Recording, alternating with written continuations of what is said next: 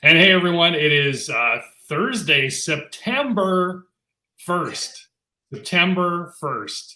Lots of going back to school, kid picks, and tons of fun stuff going on. And of course, when you go back to school, it's always a bajillion degrees. And by a bajillion, I mean like hot, right? It's that first weekend of school. Jaden, do you remember those days? Oh, big time! And we took my boy to his first day in a new preschool today, and so, but it's that time of year, right, where it's still cold when you go to school, but you have to dress for the hot day later.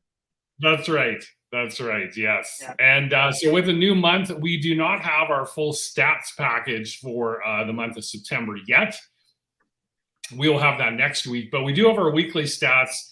And I think we see some trends developing here. So, let's throw them up on the screen and take a look at what went on in this past week in real estate in Calgary. As always, if this is your first time joining us, we focus on detached stats. And we do have active listings there at the bottom. So from a I'm sorry, why do we focus on detached stats? That's a good question, because that is the vast majority of sales and listings that happen in the city of Calgary. So we are a detached home city. Airdrie is a detached home city. Cochrane, Strathmore, Okotoks. Yeah, that's why we do it. So anyway, if you've never seen it before, that's why we focus on detached. All right, so new listings 242, solds 259. So when you look at that sold line over the last 5 weeks, it's really in that outside of the last week of July, I believe that is. Last 4 weeks have been super consistent for solds. Look at the sale to new listing ratio, 107%. So what does that mean? So of the new listings that came on, 107% of them sold, which meant 259. Obviously, that's not indicative of all the inventory that got eaten up this week, but it is the stat that the Calgary Real Estate Board uses to track the market. So that's why we introduced it here a few weeks ago. Days on market dropped back down to 34 this week, 232 price reductions. So those price reductions, again, over the last 5 weeks have been super consistent. Detached listings continue to slide downwards. So I shouldn't say slide downwards. We were super consistent around 2,200 there for the longest time. Now we're just over 2,000 total active listings, driven really by, I think, that drop in detached listings this week, down to just over 4,000. And these, again, do not include pending listings. These include active listings that you can actually go see and write an offer on. So when we compare it to last year at the same time, we're slightly down for sales, about 3%, which kind of matches what we saw in July. Overall, in July, I think we're down 2% year over year in sales. New listings down 9%. Active listings in that 21% range in terms of down compared to last year. Pendings through the roof, 126% over last year, 127 almost. And then our day on market, you can see, sorry, that is actually, that's the wrong I didn't add in my stats for this week, but I can tell you that it is 34. So Jaden, as you're talking about interest rates, I'm actually going to grab the right stats here. You do that, and honestly, there's no change this week. There's still the same things that were happening last week.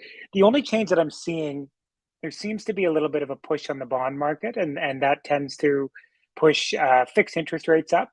And so it's interesting. We're seeing some of the promotions that we had on the uninsurable and the conventional side, so the 20% down or the refinance side, things like that, going up a little bit. So we just have to kind of track that over the next couple of weeks. We've seen interest rates on the fixed side pull down slightly, but with this expected rise on September 7th of about a half a point on the variable, maybe that's affecting the bond market to some extent. So we'll keep you up to date on that.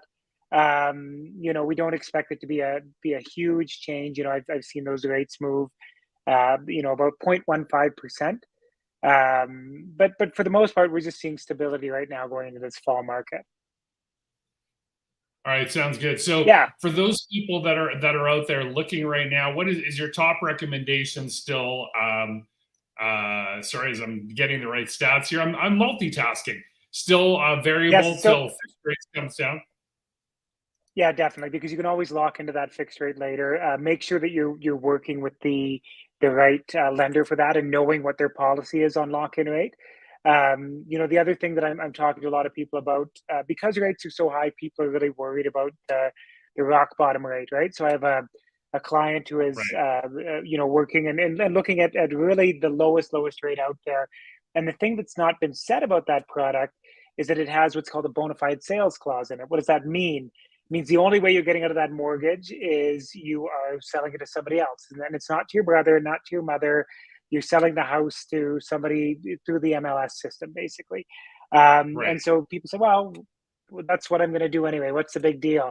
Well, what about next year when you want to buy an investment property, but you want to take some of the equity out of your house to do that? Can't refinance to do that. What about next year when rates are way down? Instead of being prime minus zero point 0.9, they're offering prime minus 1.3, and you'd like to break and get a new contract. Can't do that, right? So, the lowest rate isn't always the least expensive. So it's just something to keep in mind when you're shopping around. Yeah, exactly. Okay, I do have the correct week over week stats here. All right, so that's not right either. Oh my gosh.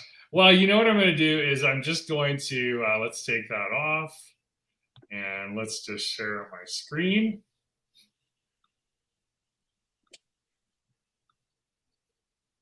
All right, so I'm just going to show you the gross stats package here because this is just the easiest way to do it. Clearly, I'm having some technical issues today. So this is what I essentially screenshot, and you don't see the each day, but when we look at our total sales, down 6.46%, not a whole lot different from my mistake putting last week's up. 14.24% down in new listings, active listings just over 21% down, and there's the 36 days on market. So I had to correct myself there. Again, I don't normally talk about median and average price, but what I find interesting is they're falling a little bit. Nothing near what national media is reporting about. I heard somebody or saw somebody post on Facebook yesterday. I hear the market's going to come down 25%. Okay, my theory is that prices go up very, very quickly, and now that's the benchmark. So let's say on my street, and I've talked about this before, house across me sold in April for 510. It is significantly smaller than mine. It's not as updated.